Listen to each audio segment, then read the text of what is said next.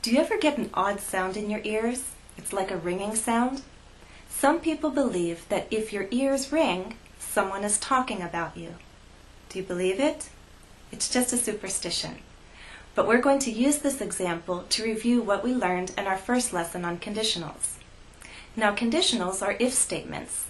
We had noted, though, that not all conditionals are made with if, but it's the most common way to make our conditionals. These if statements have two parts. There's a condition and a result. You cannot have the result without the condition. Taking our example, if your ears ring, someone is talking about you.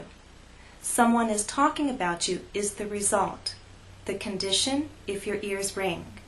Now these two parts, or clauses, can change places in the sentence and the meaning doesn't change. So we could also say, someone is talking about you if your ears ring. We also noted that we use a comma when we write only when we put the if clause first in the sentence. Okay. Also, what is very important to understand and remember is verb tenses. In our first lesson, we looked at real conditionals or factual conditionals, and that was when we used present tense in both clauses. If your ears ring, ring, simple present. Someone is talking about you, present progressive. So by present tense, I mean simple present, present progressive, and we also noted that you could use modals. I want to add to that list imperatives. For example, here's another superstition. If your left hand itches, scratch it on wood for good luck. You can believe that one or not. I also want to explain right now that with our factual conditionals in the present, if can be replaced by when. So taking our original superstition, if your ears ring, someone is talking about you. I can replace if with when. When your ears ring, someone is talking about you. Could also say whenever. Whenever your ears ring, someone is talking about you. So substituting if with when or whenever is possible only with these factual conditionals. And by factual, again, I had reviewed in lesson 1 that we mean general truths, facts, common events, and habits. Right now in lesson 2, we're going to move on to a new type of conditional. Still factual, but moving to the future. Here's an example. Mirror. Now what happens if I break it? Do you know? 7 years of bad luck. If you break a mirror, you'll have 7 years of bad luck. What did you notice now? In the first clause, the if clause, I said, if you break a mirror. Even though I'm talking about the future, I still use the simple present, if you break a mirror. But now in the result clause, you'll have 7 years bad luck.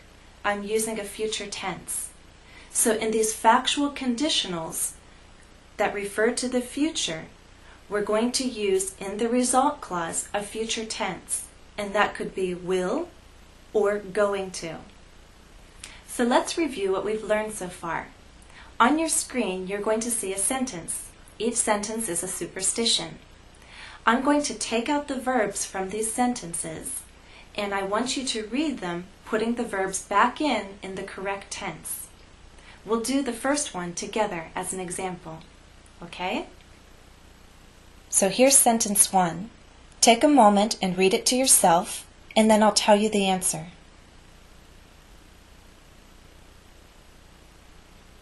Answer: you'll have 7 years of bad luck if you break a mirror. Okay, so remember, as we make these factual conditionals in the future, we use simple present in the if clause and a future tense, will or going to, in the result clause. So now I want you to try number 2 on your own. Read the sentence, and then you'll hear the answer. If you walk under a ladder, you'll have bad luck. 3. You're going to get angry if your nose itches. 4. You'll have good luck if you find a 4-leaf clover. 5. You won't get married if you sit at the corner of a table. Okay, so in factual conditionals referring to the future, we said that we use the simple present in the if clause, and then in the result clause we use a future tense, will or going to. I want to add to that list now that in the result clause we can also use imperatives. Now these are lucky charms. Here's a crystal, a sign, a lucky penny, and a little statue. Don't be surprised if a lucky charm actually brings you luck. Now, we can also use modals. So in the result clause now we've talked about will, going to, imperatives, and now I'm telling you you can also use a modal. Example, here's a rabbit. Here's the rabbit's foot. Do you know anything about rabbit's feet?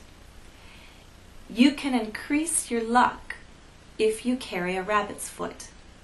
You can increase your luck if you carry a rabbit's foot. So let's summarize. We've been dealing with factual conditionals in the future. The result is certain or likely to happen in the future.